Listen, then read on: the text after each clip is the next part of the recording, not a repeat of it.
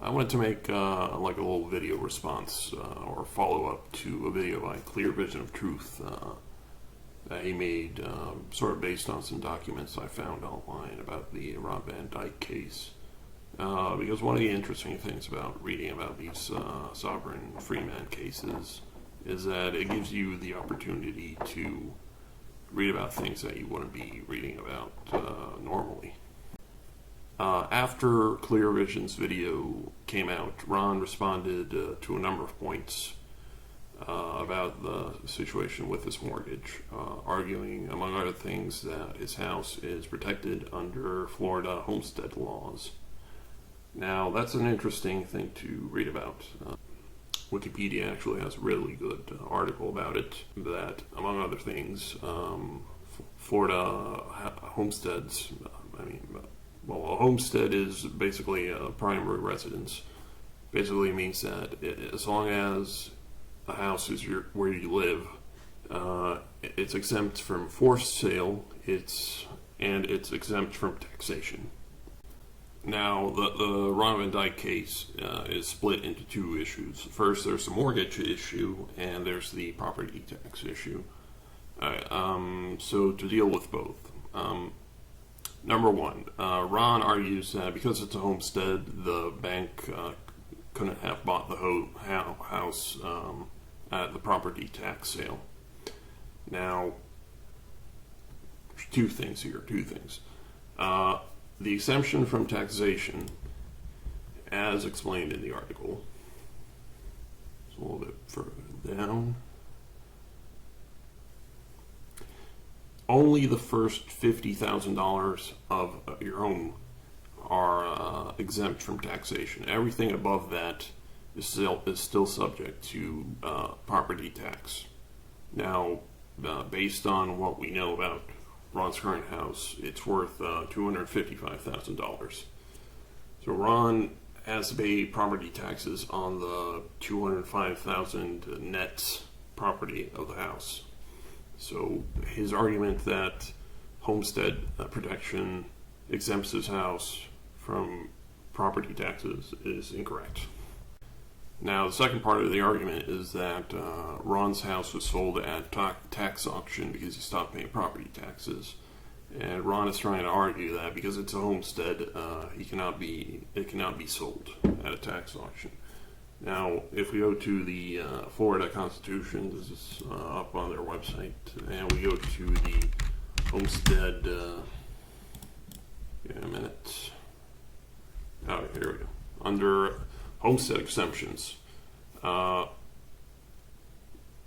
basically reads, there shall be exempt from its forced sale under any process of court, blah, blah, blah, except for the payment of taxes.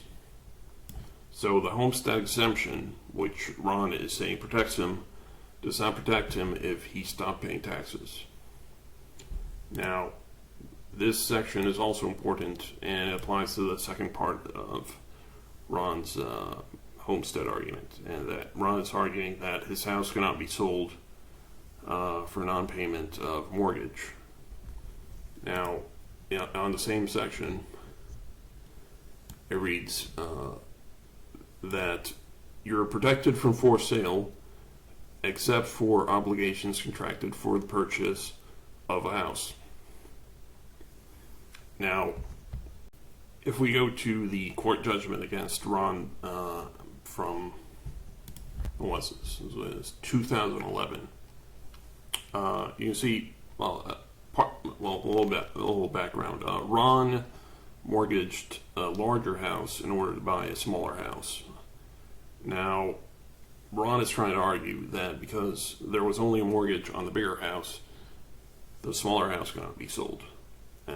Now, if we go to read the judgment, because Ron used the money from the mortgage to buy the second house, under Florida Constitution, the second house is not protected by homestead protections because Ron used the mortgage to buy the house.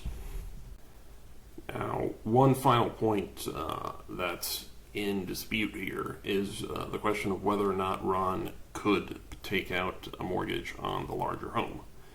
And that is because it's not clear if Ron ever owned the larger home. How to talk about this?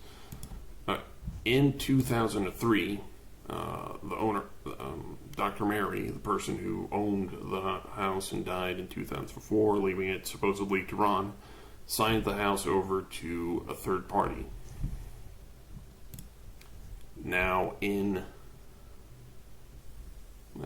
this is a 2003. Now in 2011, after Ron's probate case ended, this couple sold it to another person. Notice that Ron did not sell the house, nor did the bank, which means that the property that Ron supposedly mortgaged was sold by somebody else. It was not sold by Ron, which means that the likely result of the probate case was that Ron was found to not be the rightful inheritor of the bigger home. Now, why is that a problem? This is a copy of the 2005 mortgage on the bigger home, which Ron used to buy the smaller home.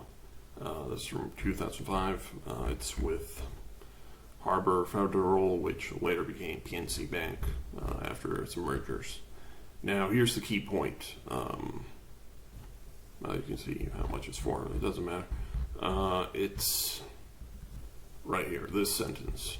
Borrower covenants that borrower is lawfully seized of the estate hereby conveyed and has the right to mortgage, grant, and convey the property, and that the property is unencumbered except for encumbrances of record.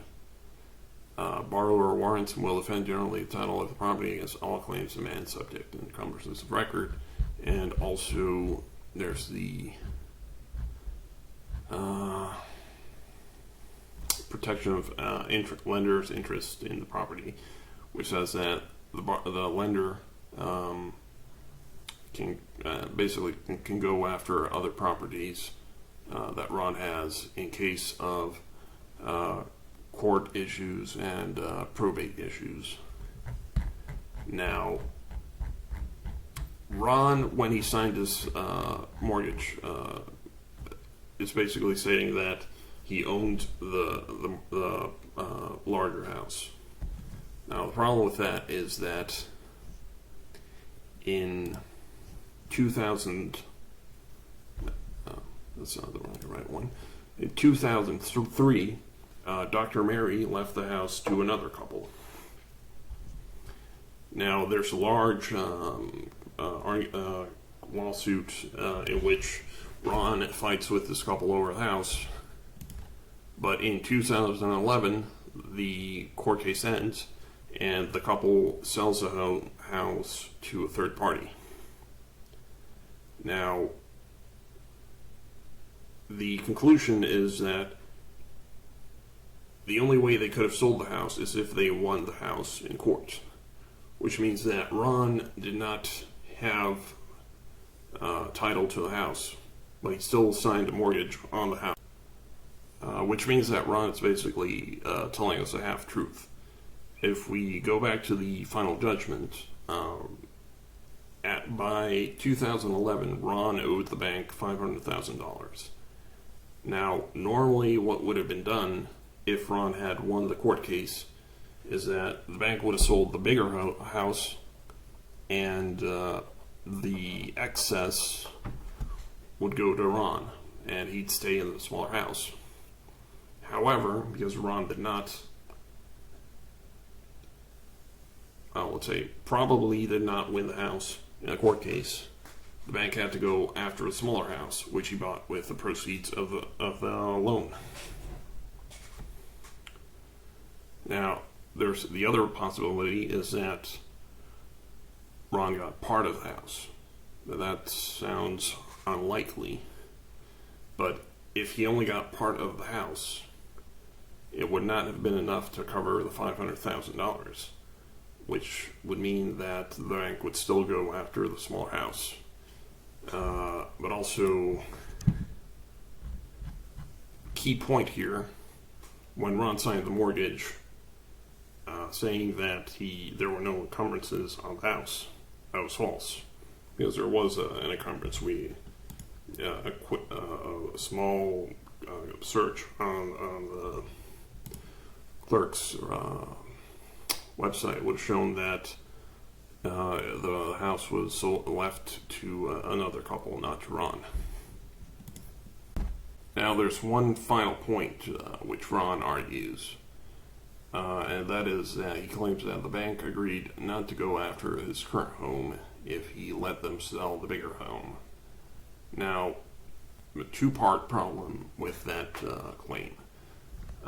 Ron did not need to give permission to the bank to sell the home, for the simple reason that it wasn't his home to sell. It was sold by somebody else.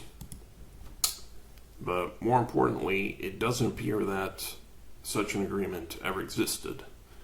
If we go to Ron's Metagroup's website, where he posted a number of articles, he posted an affidavit from 2010 in which he stated,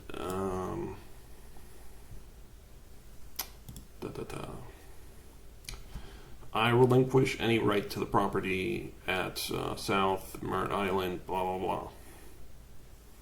And as long as you do not interfere with me at the current smaller house. Now, he argues that your silence is construed as agreement under common law. Now, that is the basis for Ron arguing that the bank agreed not to come after a smaller house, that they did not respond to his 2010, what was it, 2010? Yeah, 2010 affidavit. Now, this is a very common myth among sovereigns that silence is agreement. Obviously, silence is not agreement. Otherwise, you do all sorts of crazy things. I mean, you could ask a supermodel to marry you, and when she doesn't respond, file a little marriage certificate. But based on this, there was never any agreement from the bank to not go after a smaller house.